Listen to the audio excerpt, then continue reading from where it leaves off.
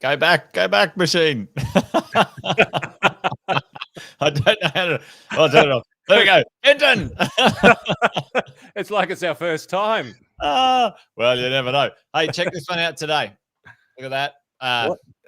Mate, that looks like one serious drink you've got happening there. It looks like it's bigger than it looks. Actually, it looks bigger than it is. I think that's.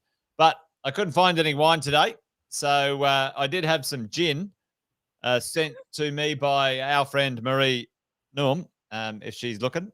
Yeah. So it's gin and tonic with some dehydrated lemons or something. So that's my drink today. No wine. Hopefully there's some wisdom. Alison's on already. So g'day, Alison. Good afternoon.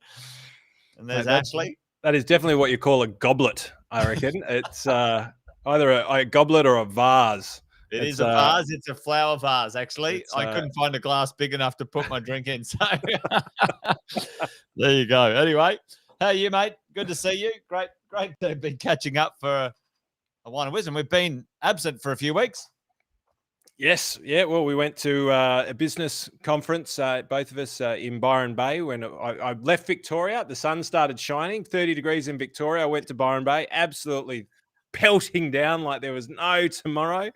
I was basically wet for a week, but a good event, and it was all about leadership. And you, my friend, were a bit of a star participant there as well. It was good as yourself, my friend. Yes.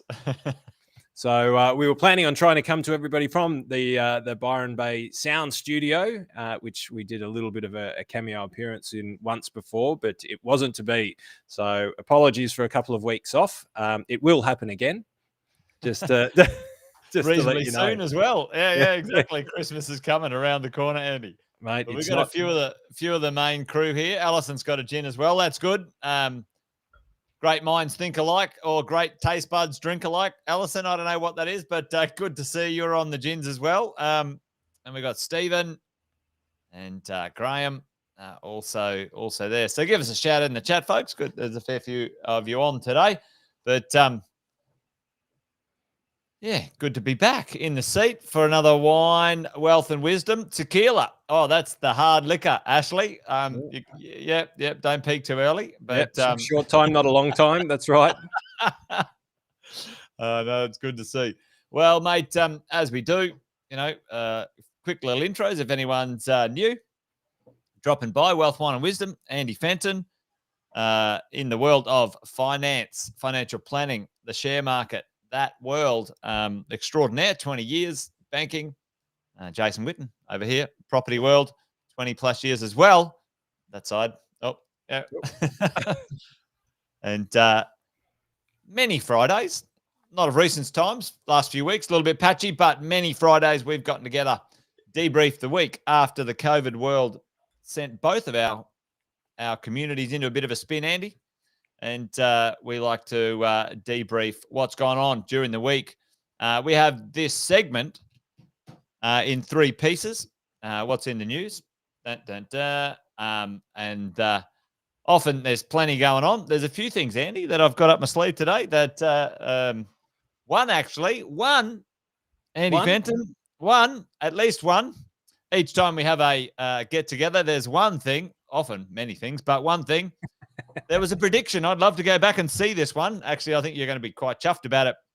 A prediction you made, and it is coming true. So there we go. Stick around, folks, to see what that is. If you want to see the future, pick Andy Fenton's brain. He's got what it takes to make the right guesses and predictions. Things you should know. We might do some teaching a bit later on.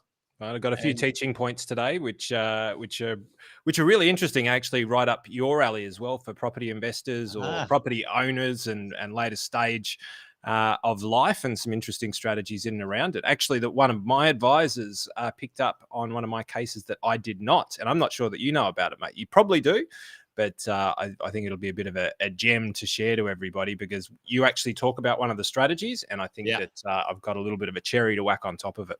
Oh, you got me excited, Andy. And folks, if you have any questions, You guys know the drill. Chuck them in the chat. Andy and I get around to them either on the way or at the end.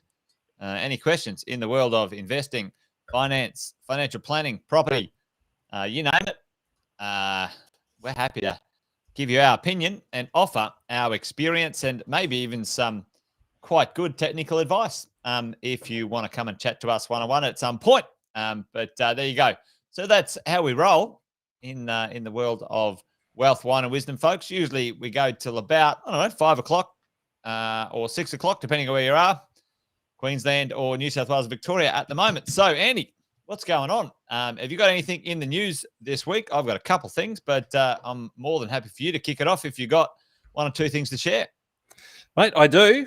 We've got, it's mostly a piss take for me, but but also a prediction of the future. Yes.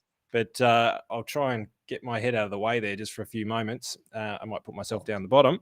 I'm all over everything. I'm behind everything. I'm behind the live, or I'm behind the what's in the news. But I'll put myself back up the top. So, mate, here's an interesting one. This is it almost feels like we're back 24 months ago or 18 months ago by this new Omicron variant, and the way that the media is responding, the way that markets are responding, and the way that the world's responding. So I thought it's interesting to just throw it out there because, mate, you only had to scroll below the fold to see all of the old usual suspects come back up. So I'm going to talk about them all together. But this one here, Financial Review, market turmoil caused by emergence of new strain of virus may offer investors a chance to position for profit for the end of COVID-19 crisis. JP Morgan says, buy the dip as Omicron may end the pandemic, which is an interesting one, which kind of flies a little bit in the face with everything else that was in the Fin Review, let's be fair. Yeah. And then Janet Yellen, investors are getting jittery as they contemplate a triple whammy of drawn-out dispute over the US debt ceiling, a more hawkish Fed, and the global spread of the Omicron variant. Polar opposites, posted about an hour apart, but very, very interesting. Totally polar opposite kind of perspectives on the Omicron, on how that's going to play out. But we've got the reintroduction of the debt ceiling now. And so my tip is what's going to happen is that the media are really not going to let us have a Christmas without trying to scare the living bejesus out of us. And I think they're going to drop a lot of fear bombs in and around this. And let's face it, some of it is real. Quite a lot of it is real. The US does have a debt ceiling. But let's face it, that debt ceiling was passed. When do you reckon we passed that debt ceiling, Jace? Oh, gee, I don't know. Listen, I reckon it was a long time ago, probably 1 month into COVID lockdown or something like that. But mate, you have to wind it back a little bit further. Let me ask you this: what president was in power? Was it Reagan? Reagan was it? Maybe not quite that far back. Nixon? No. they certainly started it. But our old mate, as he was getting into his second term, Barack Obama, that's where they famously passed through the debt ceiling of an amazing negotiation whereby basically it was a stalemate. It was an incredible political move. And I'm not endorsing what he did, but it was an incredible game of chess. And the founding father, says Ashley, the founding father and Donald Trump. And so he basically positioned it as, yes, we will honor the debt ceiling and we will come under the debt ceiling if we wipe out 500,000 public servants' jobs. And that was the condition. And of course, it never went through, and they've never spoken really about the debt ceiling ever since. Ever again. It's whacked a couple of trillion, maybe $7 or $8 trillion, maybe 9 or 10. I don't actually know the figures, but it's a lot. So we're going to hear more of the jitteriness as we see sparks of inflation coming through. We're going to hear about the debt ceiling, but let's face it, the world is drunk on debt and has been for quite some time. And there's no real pressure on anybody to try and curb that to any stretch of the imagination. And I don't think any country in the world, Andy, has any interest in that. Like, there's certainly no evidence of one country going, you know what, we'll do it this way or that way. Maybe if there's good GDP, it gets lower one year and then, another year, or if there's a bit of a bump. But, I think I said it maybe a year ago as well, but I think it applies everywhere. Once you're on the gear, it's hard to get off, right? That's, borrowing money and debt becomes an addiction, an economic addiction that you can't get out of. And it's an interesting conversation or concept, or being a contrarian. Hey, that's what debt's for. Let's just use the money, and pay someone.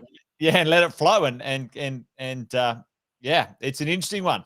So maybe Greece was right.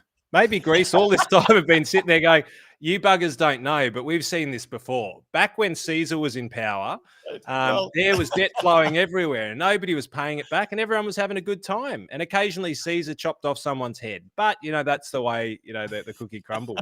So maybe the Greeks were right. It's like, let's just party like we just don't care. Let's just not pay back any of the debt ever. And let's just keep saying, we'll do it. We'll do it. We promise we'll do it. We'll do it. maybe there's some degree of correctness there. So maybe we should study tour Greek islands, Jason. I'm in, Andy. So we've got Japan. We've got that book that is coming, and the Greek islands. We'll find out what the founding fathers of democracy and maybe even capitalism. I don't know. Where did it come from? Well, I think the title of the book might be Japan Can't Rise from Zero and Never Going to Pay It Back. I think that'd be a great book. Yeah. Bob, we will talk about inflation a bit later. I've got a little inflation chart that I wouldn't mind Andy's opinion on. We'll get to that one. Well, I've also read some interesting things from the Fed Reserve about what their perspective on inflation throughout the week. But I also thought this was interesting. I love this. God, I love this. This stuff lights up my world when people say things like this. It's just like, where's the fucking mirror? So Deputy Prime Minister says he's determined to work with the US Congress leaders on curbing Mark Zuckerberg's power, saying Facebook CEO is not above democracy. Well, one would be forgiven in Australia for bloody saying the same thing about every single one of our state ministers and Andrews and Palaszczuk and bloody hell, I tell you what. I mean, these guys need to pick up a mirror, don't they? it's at least Mark is creating an alternative universe where we can go and play when they destroy the world that we live in. Just joking. But Jesus, Barnaby, get a mirror, buddy. And then this one I found really interesting. I might just zoom in on this a little bit. And I've got to look into it, and I promise I will look into it. I only skimmed across this today, but hadn't seen the full effects of it. But I'll do my research, and I'll come back to you, all of the business owners out there. But businesses will be able to self-assess the depreciable life of intangible assets such as software licenses, patents under new rules. Well, Andy, funnily enough, I screenshotted that and sent it to my CFO and accountant and said, hey, team, what's going on here? Are we paying tax this year or not? Yeah, let's get on this. What do you think it's all about? Well, mate, here's the thing: is when it's the interesting part for me was licenses and patents, especially patents, right? Because they can be extraordinarily costly to get, but they can diminish over time. So one would argue that because if you sell that patent in the future, it is a capital gains tax event, right? Yeah. Yeah. So why can't you depreciate the cost base, and why can't you depreciate that patent? I think it's bang on the money. I don't know enough about it at the moment, but mate, it shot me up like a jack in the box. I haven't had time to research it, but I thought I'd flag it with you just in case you hadn't seen it. But mate, your eyes, you've got the sharpest eyes in the world. You could leave your contacts at home and you would read that from 1,000 yards. You would. Yeah. It gets in my nose before my eyes sees it. So I reckon this is going to be an interesting one to watch because I reckon it'll open up a can of worms, but I don't know enough about it now. I just wanted to flag it and make a public promise that I'll get educated on this and come back to everyone with what it all means. And what great timing coming into Christmas when we're in Jan, Feb, we can really start planning for all of this tax. And we're going to start talking about it in Jan, Feb, in Mind and Wisdom, just so we're all ahead of the curve. Dead right, mate. No, I love that. That's me for in the news at the moment. What's over your neck of the woods? Well, there's a couple things going on, Andy, and I'll just get this going here. Let me get the little. Let me put myself back over there. A couple of things in the world of real estate. As the merry-go goes round, the one day it's the prices are going up, and one day the prices are going down. There's a number of institutions, commenters, pretend economists calling, drops in prices. And, one-dimensionally so, Andy, okay, if interest rates go up a bit, even if they go up, 0.5%, property prices will go down, a certain percentage. And in fairness to that very 101 economics view of real estate, and that is true. The largest cost base of most purchases when it comes to a real estate transaction is the cost of their money, the cost of the debt. People don't buy it in cash. However, I think for me, I think that's premature, and I think it's naive because there is so many other things at play that is going to continue to accelerate our real estate market, whether we like it or not, folks, whether we like it or not. And a few things. Right now, Andy, we are seeing actually quite a massive negative. You and I chatted about this, the government's one trick pony when it came to economic stimulus in Australia. Oh, let's give some free money away and get people building properties, because that flows out into the economy in a million different ways. And we like that. That's easy, blah, blah, blah, blah. Well, that happened. A lot of houses got purchased, or a lot of land got purchased.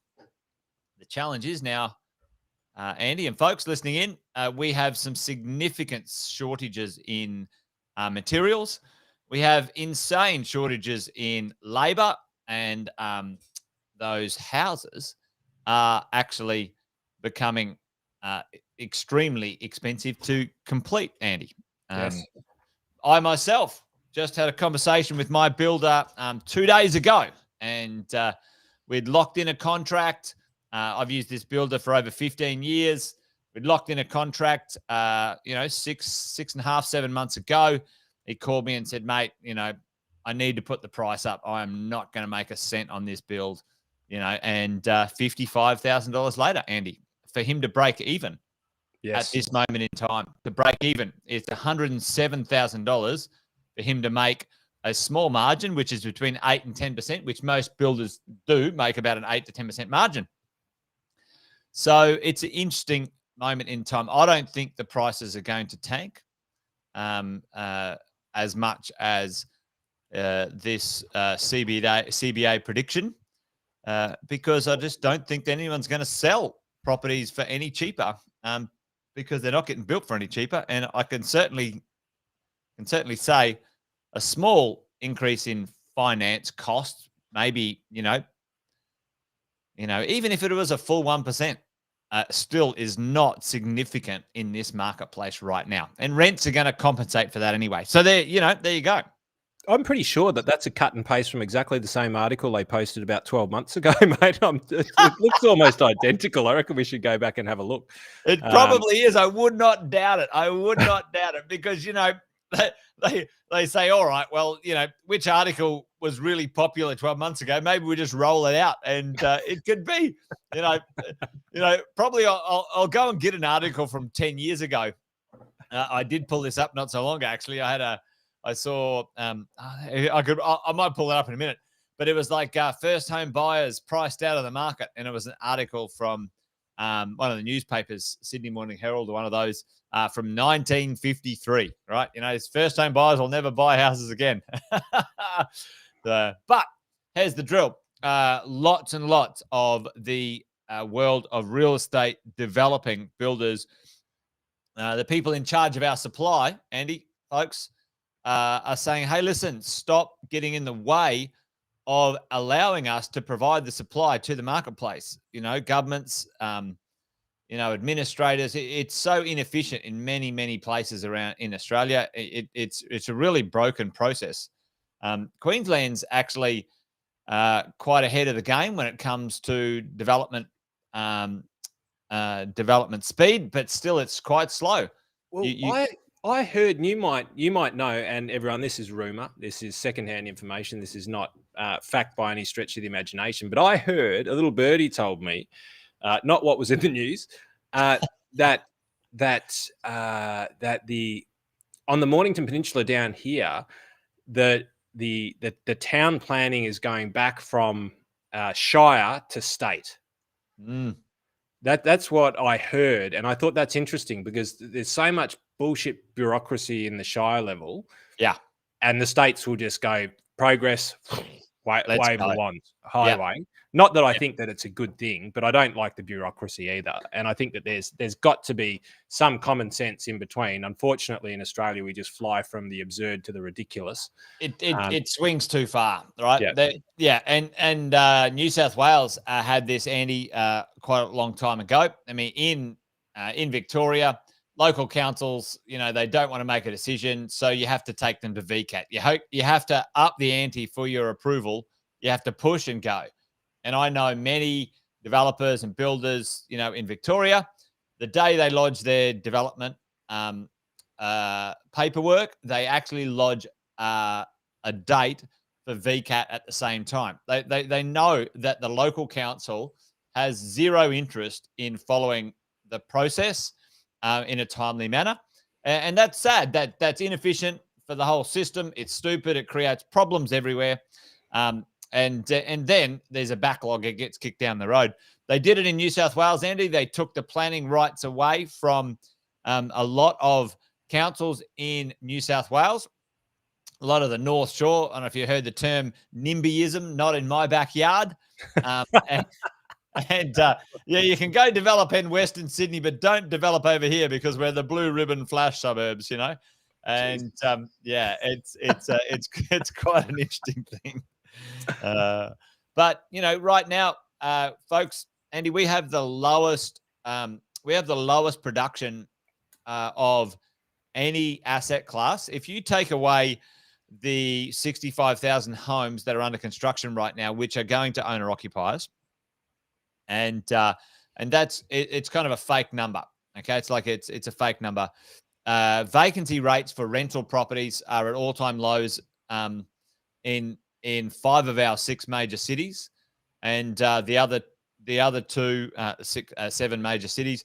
The other 2 are not far behind. They are sub, and to get this sub below 1%, folks. Like that means there's nothing to rent. Like there is just nothing to rent. Okay, 3% is an even market, Andy. 3% is like 2 to 4 weeks to that property's vacant to get another renter. Well, it's sort of like vaccination rates and unemployment rates, isn't it? Like you're never really going to see unemployment rates below 3% because there is a part of the population that's just never going to get there. But so to me, thinking and vaccination rates, like to get to 90%, like there's 10% of the population either can't or won't, right? Yeah. But applying that same sort of logic, and I know that it's a bit esoteric, when you then lay it over with that, I'd say that, 3% would be what I'd think on the bones of your ass. Like it's skinny and it's not good. Is that right? Or am I off the track? Oh, listen, like 3% is fine. Like, it's level. 1% is insane. Like just 1% is put whatever price you want on your rental. How do you find a place at 1%? You just don't, Andy. We've got one of our guys, and this is, we manage over 1,000 properties for our clients across Australia and New Zealand. So we get some real-time data on this stuff. And one of the guys who works for me just the other day said his rent went from $500 a week to $780 in the renewal, and it's been only 6 months. Like that. Boom. Insane. And was he one of your tenants? No, he wasn't. But I was in the back of my mind thinking, shit, I better put my rents up. I haven't put it up. Hey, but there's a few people giving a shout out. We've got Jaswan on YouTube. Andy, hello, how are you, mate? He's saying a quick hello. Jace, yep. Say hi to Brandon for us. Yeah. Haley said, this is what happened in Wellington. Yep, in New Zealand. Totally, New Zealand is off the charts, Haley, in this space, and it's coming for Australia, folks. What has happened is our rent increases has been compressed for 3 or 4 years, maybe even more, because we have had interest rates going down, Andy. So technically, your net cash flow has been increasing because your major cost has been decreasing, your cost of interest. So there's been no real pressure to put the rents up in any significant way. But right now, it's not a cost issue, it's a supply issue or a demand issue. Yeah. I'm ready for it. As rents start to skyrocket, mate, that's when I might start to get back in to have a bit of a poke around and mate, it's time, mate. Going on. It's time. You might need to put a few little cottages or caravans on your acreage, mate. You could rent them out at $300 a week, make a killing. Yeah, the only problem is it'll take me 50 years to get it through town council, town planning. That's true. Hey, Andy, if they've got wheels, did you know? If they've got wheels, yeah. I'm onto that one. We'll call it the Fenton Trash Trailer Park. Come to the Fenton Trash Trailer Park down on the Mornington Peninsula. No, I love it. So Bob's saying, hey, in Wollongong, development's been going crazy down there, which is great, Bob. Good to see a little bit of supply coming through. Other people saying, hey, listen, the council is useless and slow. And sadly, unfortunately, Andy, like the local councils don't have enough just skilled, qualified people. They don't want to make hard decisions. They don't want to piss off their constituents. Jesus. It just doesn't work. Don't say that. They've got plenty of people.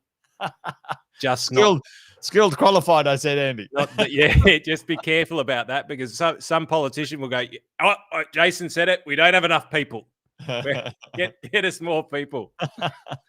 But here's the thing is that the government have already got the control measure ready to deploy on the raising of rents, because as soon as that gets out of control, they'll terminate the free market again and say that you're not allowed to put rates up by more than X per annum.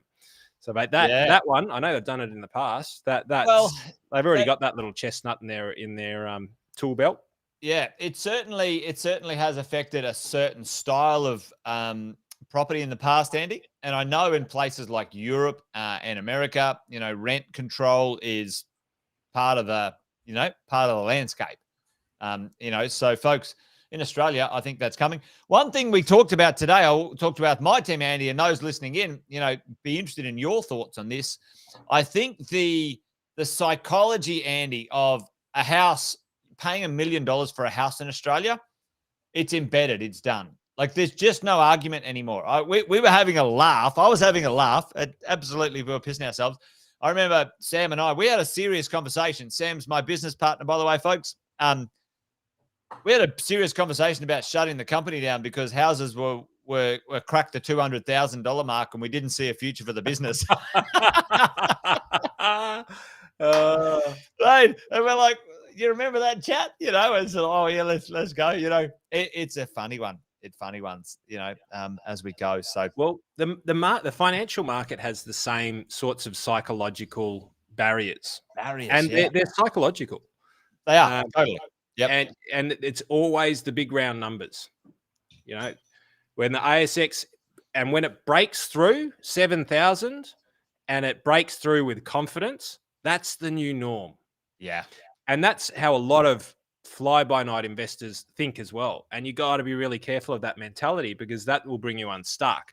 But especially in my world, in the share markets, because you can dive past that point at a rapid rate of knots when COVID hits. And if you have psychologically locked in 7,000, then then you get out you're going to be eating Weet-Bix forever. You know what I mean? Like, you've got to be able to withstand that volatility, because it is just a psychological phenomenon. But quite often it's set, unless there's a major event that detracts it and decouples it.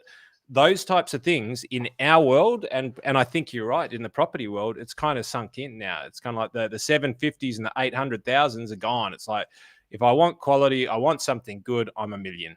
Yeah, and that's just the brass totally. tacks. Yeah, and if you get it under $1 million, you got a bargain, right? You know, it's just it's interesting. Haley asked a good question, which if rents are 1% availability, does it even make sense to own your own home you live in? Great question, Haley, and the answer is it depends. So both Andy and I know that your personal principal place of residence, Haley, forms a very special part of your wealth creation strategy into the future, because it is one of the only assets you can own capital gains tax free. You know, the home you live in. Now, if you are, if you want to run that race, then absolutely a principal place of residence.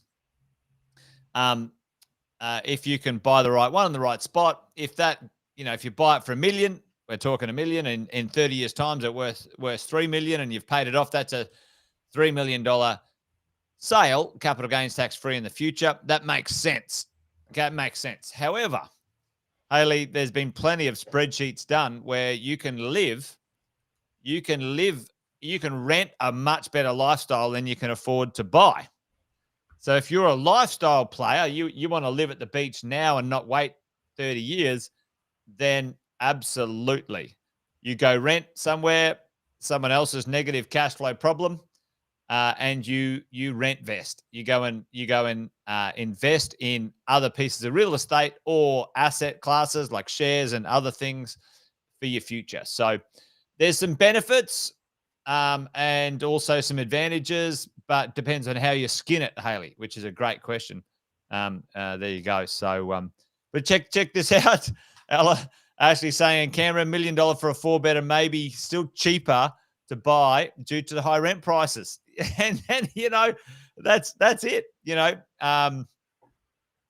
with interest rates so low, that's an interesting one as well. And Jace is saying, Ed, the rents on my properties are too good for me to live in.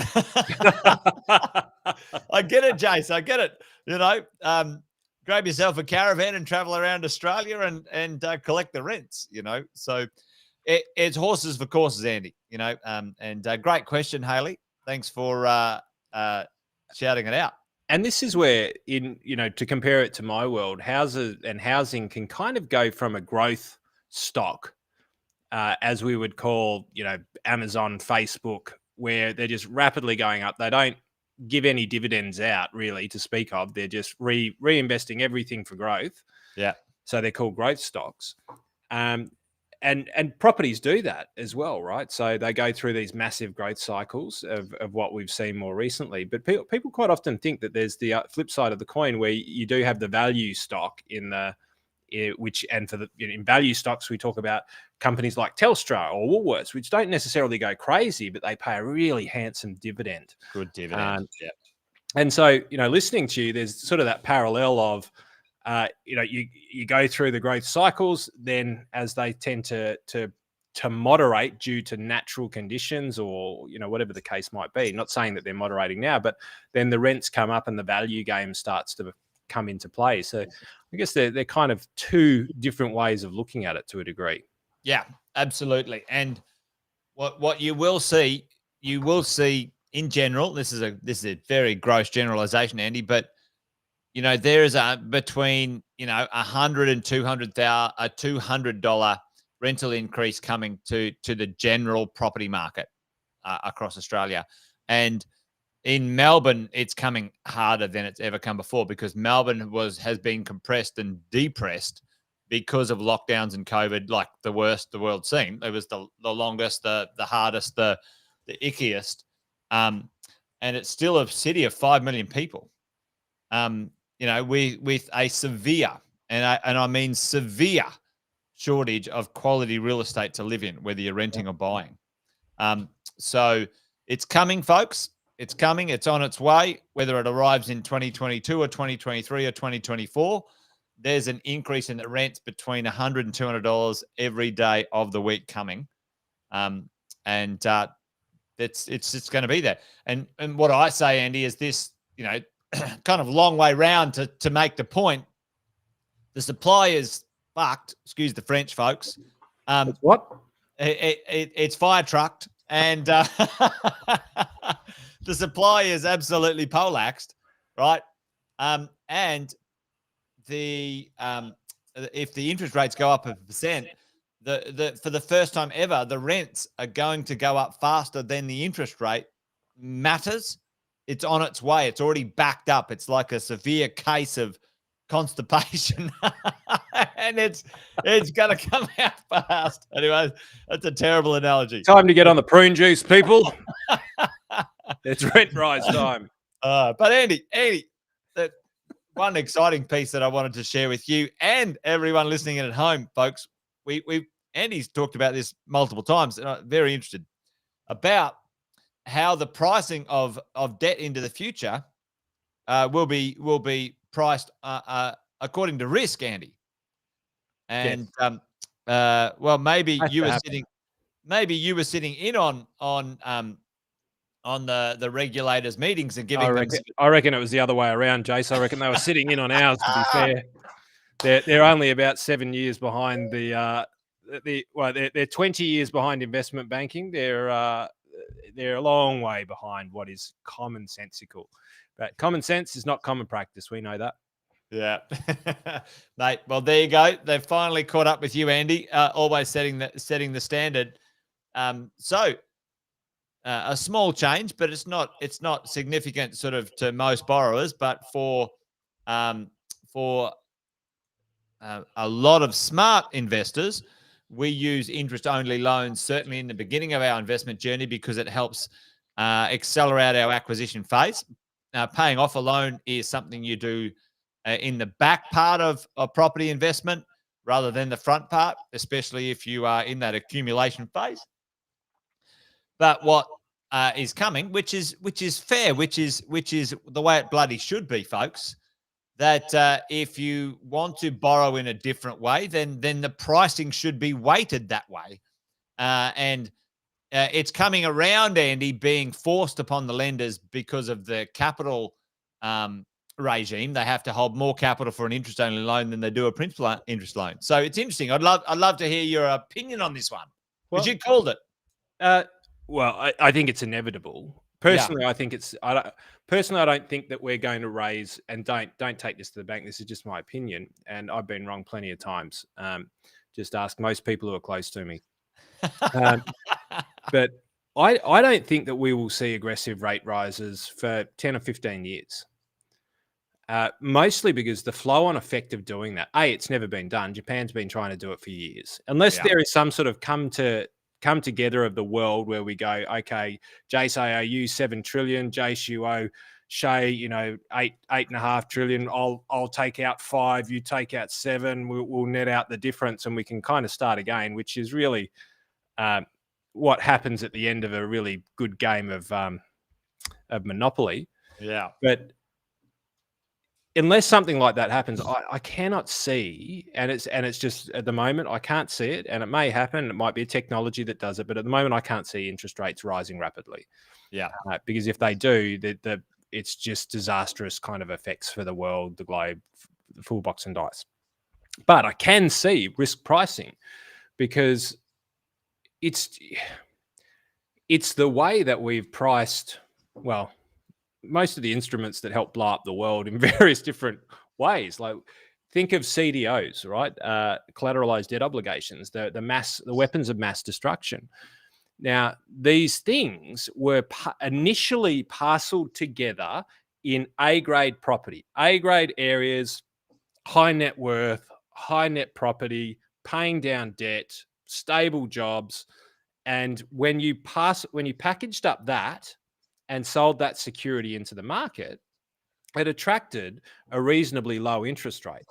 But when you went to housing commissions and the Bronx and you grabbed a sample of houses around there and put those mortgages together, and you sold that into the market, and that's banks just getting it off their balance sheet. This isn't CDOs yet. This is just the beginning of it. You might get a 17% yield, because the chances of 3 or 4 of them not fulfilling their debt obligations is a very real possibility. Whereas the chances of multiple of the people in the Class A properties going belly up, not so much. Not so much, yeah. And we've been pricing, we price this in the market. Government bonds are priced like this, based on the perceived risk of the government as ability to pay back their rents. That's why if you go and you raise money from Brazil or various different South American countries, high risk. So they demand, and so you will get significant investment returns. Where you go to borrow an Australian bond, you're going to get 0.1% or less. You go to New South Wales state bonds, you might get 1%. You go to Victoria, you're going to get a little bit more because Dan fucked our state. Just joking. All right. Don't want to get political. Just joking. Settle down, people. I might be right, but just chill. It was just a joke. And as Ricky Gervais would say, we're all going to die soon, so it doesn't matter. But we've constantly, and in my world, everything is priced on risk. Yeah. And the fact that the normal lending system, it's literally like it goes to state, it goes to corporate bonds, big institutions, and then the rules change as it comes down to everybody else. I'm like, I've never understood why. Like, there's an equality thing, and I get that, but total regulation of exactly the same rates, it's just never made sense, Jace. And so now I think with companies like, is it Athena? I can't pronounce it properly, but they're trying to reward people for paying down loans. You would know better than that, but there's already these murmurs in the market of people trying to do something different. And mate, I reckon kudos to them, and then you reverse this whole system. If you've got people raising based on risk, it means they can borrow at a greater interest rate from the government. Then the government have got greater ways of being able to deploy capital. State governments have got different ways of deploying capital. Everyone has got different ways of deploying capital, and you end up with a far more free market. Mate, and you took the words right out of my mouth. On the flip side for me is this, I'm hoping that, hey, if you pay 5%, you can get an interest-only loan, and the hurdle to get that loan is far less because you've already paid for the risk premium. So, stop worrying about me, eating wagyu and drinking some wine. Like, who cares? The risk premium's there. I've paid my LMI. Give me the money. Why not lend back out? And I know that we're, we basically said that we're a dictatorship because of the way that they're running the country at the moment. So they won't get too pissed off at this. But why not have the possibility of the Reserve Bank being able to lend money out at 5%? Yeah. At 5% based on the risk that Macquarie Bank is going to take on it. I reckon you're going to see it, mate. Because I cannot see other ways through it, and I don't have all the solutions, but my solutions come from risk-weighted lending. And what a great way for the government to be able to replenish its purse by risk lending back out. Banks, if you lend to this sort of category, here it is. You're going to get it from us, not at a freaking carte blanche rate, because this is where the RBA gets screwed. It's like, here you go, have as much as you want at nothing. Yeah. And then the banks go, oh, that's brilliant. I'm going to lend it there for that much. I'm going to lend it there for that much. I'm going to make a mozza up here. We'll make skinnier margins down here. And this other little area, but it's kind of like, hang on, somebody's getting screwed here. And ultimately, the RBA is getting screwed, which means the people of Australia are getting screwed. But it destabilizes the financial process, right? The healthier that is, you can't. It's not a charity. It has to have some capital. It has to have some return that makes sense. I'm hopeful, Andy, that there's some positive upside changes that might get installed for us all with the monetary system. I was a big fan. I loved the pre-GFC system where if I paid the risk fee and I paid the interest, I could get the money. right? And it was insured. The freaking loan was insured. I paid 15 grand for insurance to protect the bank. It was underwritten. And so for me, the opposite extreme now is like, unless you're earning 500 grand a year, we're not going to lend you any money. It's like, it's ludicrous. When there's more money in circulation than ever in history. Ever in history, it doesn't make any sense. So hopefully that gives us a little bit of a spot here, because if you have a look at this, a few things that came out, a few charts, statistics like those, I've got some corkers on this. I've got some absolute crackers on this. I've unloaded on banks and governments with charts sort of like this. Right. And, there it is, this was pre-GFC, and we had, a bit of a tank. What was it called? The worst financial crisis the world's ever seen. Yeah, it wasn't that bad. When we had too much debt. Yeah. Because Greece wasn't going to pay its bills. The whole system was going to cave in on itself. Yeah. That's where it started, mate. Wouldn't it be interesting to go back and have a look at the debt then and the debt now, Andy? Unbelievable. See that next little kink straight afterwards? Like that little kink in 2012. That was literally when China came out with a bad result and everyone found out about Greece. It was like, hang on. We had a global crisis because there was trillions of dollars worth of debt obligations out there that went bust. And then we believed that the whole system was going to implode because of America breaking its debt ceiling. And then a tiny place like Greece, and they called them the pigs, mate. Do you remember that? The pigs?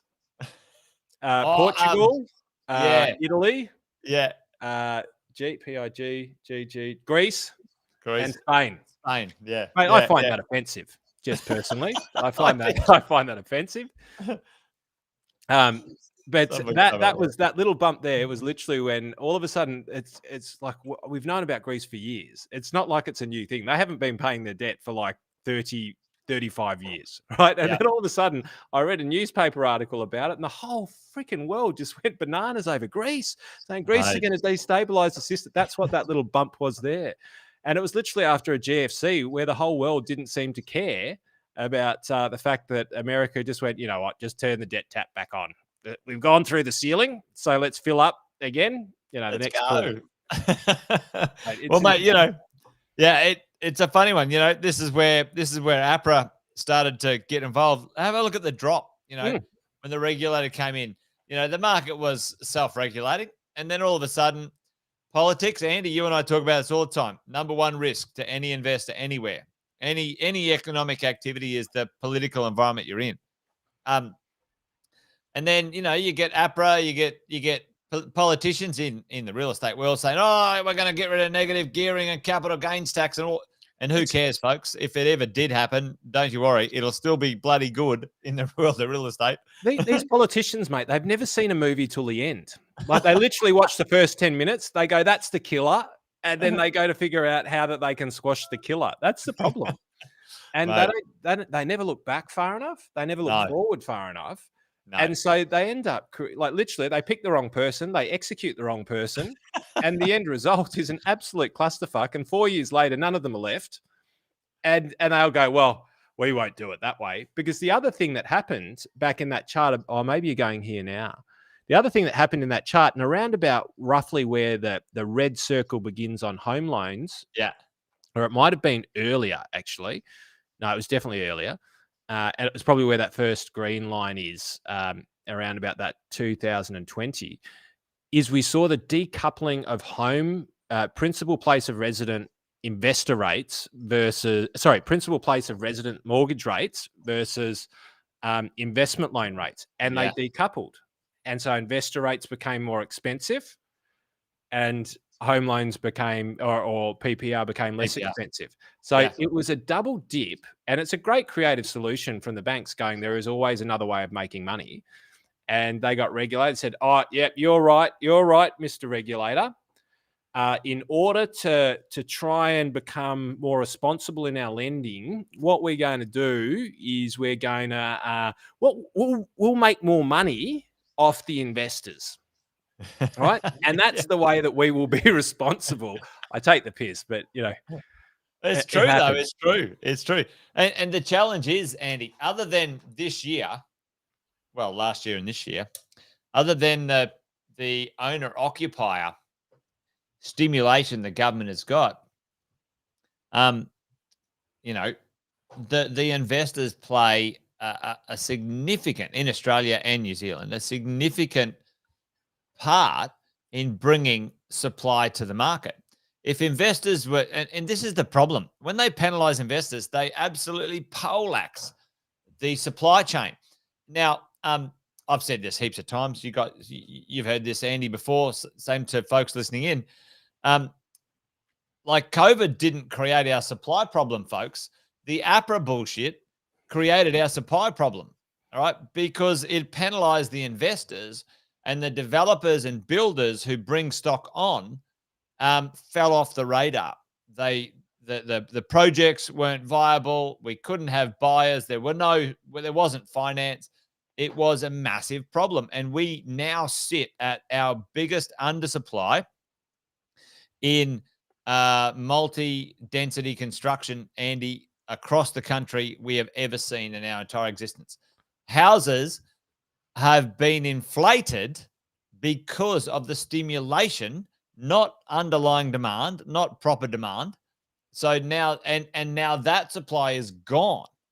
Like it's absorbed. It's absorbed 5.5 years worth of land supply in 13 months. It's over. It's gone. Like we have this 3 to 5 year window where it's just going to be a nightmare. And what's coming?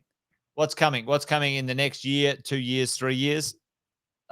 Immigration. Australia has to catch up. We've got labor issues everywhere in every industry because our population isn't growing naturally fast enough. It's just, there's no way we can have it. We are going to have between 200 and 300,000 people within a 12 to 18 month period enter this country with no houses to have them in. You know, what's going to fucking happen? Wages are going to go up, which is good. I reckon we should start off with these segments now at Wealth, Wine and Wisdom with a "We're hiring" banner. yeah. Anyone want a job? We've got one. Yeah. Come see Jason I. Yeah, and there was a lot of talk about this, Andy. You know, the 3 year fixed rate going up a little bit. You know, I've done a bit of analysis on that. To be honest, folks, it's a bit of a beat up right now. You know, a few of the banks are sort of saying, hey, you know, the fixed rate, we don't want to lock in our cost of funding, you know, if it's going to go up. There's been some volatility in the 5 and 10 year bond curve based on what I would say rather illogical conclusions. But, you know, markets are rational and irrational. They're an ecosystem. They overreact and they react. And look, this provides an opportunity for other lenders like the second tier, not the second tier, sorry, but the MLCs, the sub banks to be able to sort of undercut pricing here and start to become a little bit more competitive and look at it, because the volatility spikes in the 5 and 10 year are actually quite extreme. And so the banks are playing on that, but I just believe it's a bit of a money grab at the moment. It's like, we can, because the world thinks it's going there. There's so much talk of inflation. Yep. And here's the kicker, Jace, is that the US have the Fed in the US literally came out and said, we think we might have underread inflation. We think it might actually be real. Now there's some call for that, and they're talking about some ways that they're going to manage that. But the Australians are going to come on top and go, see, we've got an inflation problem. Hang on. Hold the phone, Jace. Pick it up. Yep, this is Andy from Australia. We live on an island, right? Yeah. We live on an island. Different mechanics here. Different mechanics. Completely different mechanics and different reasons as to where the inflation's come from. So you watch. The polos, being the politicians, the media will get onto the Fed, and they'll be going, look, it's happening globally. The US have already started to do it. But all you need to do is pick up the phone and understand that, like, literally, hang on, let me just drive over to your place in Ohio. Where are you? I'm in Townsville in Australia, mate. I'll be there in a tick. Mate, you're underwater for a fairly large part of the journey. Whereas US is largely, a connected continent, and the proximity of major suppliers within very, very close sea-bearing areas is ridiculous. Well, And Andy, like I've said this a few times too, and you're saying, something very similar. Australia is the only country in the world that does not have a cheap labor source on its doorstep for two reasons, right? don't we have Tasmania? Wow. Joking, Ah, just joking. It's well, bloody expensive down there. It's just it $1 million is expensive. apartments, mate. Yeah, $1 yeah. million Well, we apartments, used to make that joke about the Kiwis, didn't we? But just joking. God, everyone's so sensitive at the moment. It's like, hang on. Can you take a joke? We love you all. We love you all. We love you yeah. all. But we don't. We legitimately don't. It's an interesting one, isn't it? Because our labor costs in Australia are significantly high in comparison to the rest of the world. Like significantly high. Like if you want to get FIFO on Vietnamese, Korean visas for 4 months. So they were doing though in the mining industry, they were flying them in, flying them out for 4 months, getting that late in order to bring the cost down. Yep, mate. Same out of Ireland and same out of lots of places. So wage arbitrage, Andy, alive and well. Australia's wages for literally any job is significantly higher, and that's we don't have the population. You and I have chatted about this. We need 40 to 50 million people in this country, not, I don't know, 25, 26. I don't know, what is it up to now? 27 million. About there, about 25, 26. Yeah. There's all arguments about, where are they going to live and how we're going to feed them and whatever. But folks, that only happens when you don't release land for development. That's true. Like the country's insanely massive. Anyway, and you don't have to put it over the best arable land. That's the other thing. There's smart. Put a few cities in the desert. America's done it. Las Vegas. Let's do it. We put them in floodplains. So why not put them somewhere else? I shouldn't laugh because that's horrible. But like when you think about this, the mindset of it, it's like, well, you will put major developments in a floodplain, but you won't put them on the outskirts of sort of less arable areas. Yeah. And maybe they say people won't want to live there. They won't have choices to a degree, but it will create great amounts of farming communities. And it's very short-sighted.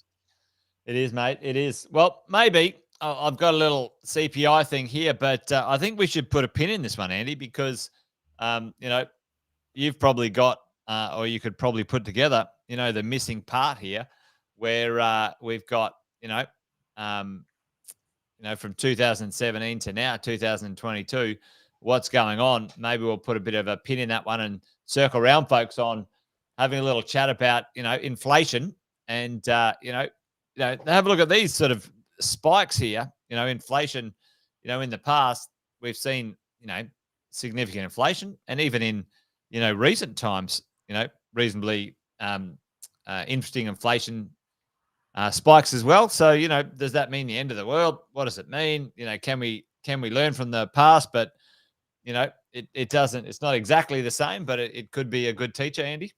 But it's an incredible teacher. But the difference between then and now is velocity. Velocity of information, velocity of money, velocity of correction. And to see those kind of aggressive spikes will take a major, complete breakdown in political regimes. So probably might happen, actually, to be fair, given who we've got in charge at the moment.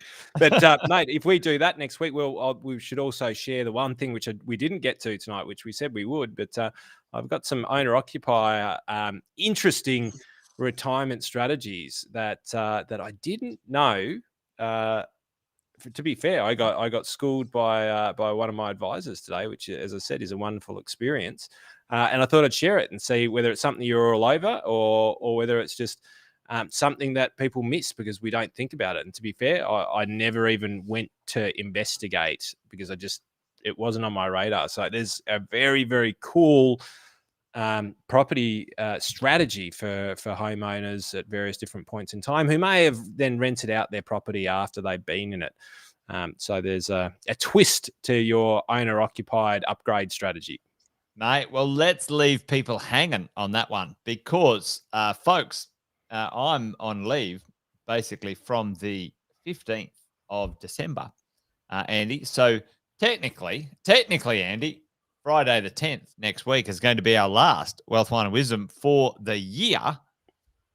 So why don't we front load that one with all sorts of exciting stuff.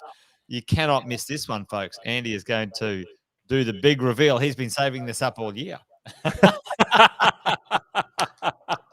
I've been learning the lessons all year just to bring it and so we'll everyone bring their eggnog next week, bring their Christmas hats, bring their Christmas jokes, maybe grab a couple of firecracker jokes and bring them along. I might do the same thing if it's maybe I might bring a little bit of mistletoe here, mate.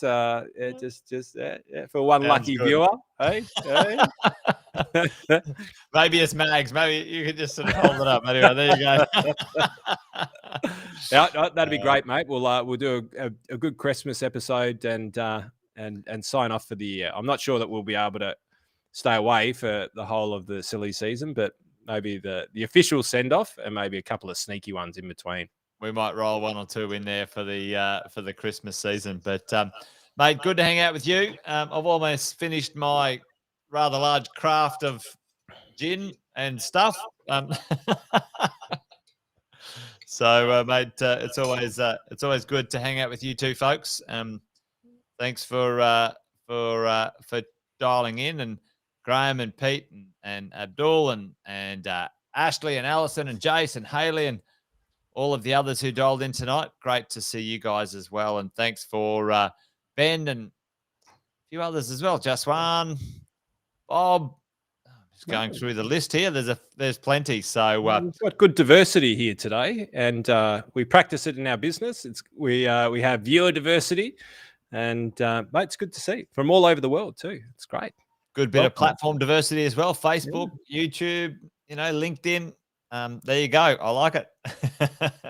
All right. Well, folks, that's it. We're done. We're dusted. Wealth, Wine and Wisdom. Well, Andy, it's a good night from me. And it's a good night from him. Good night. Good night, everyone.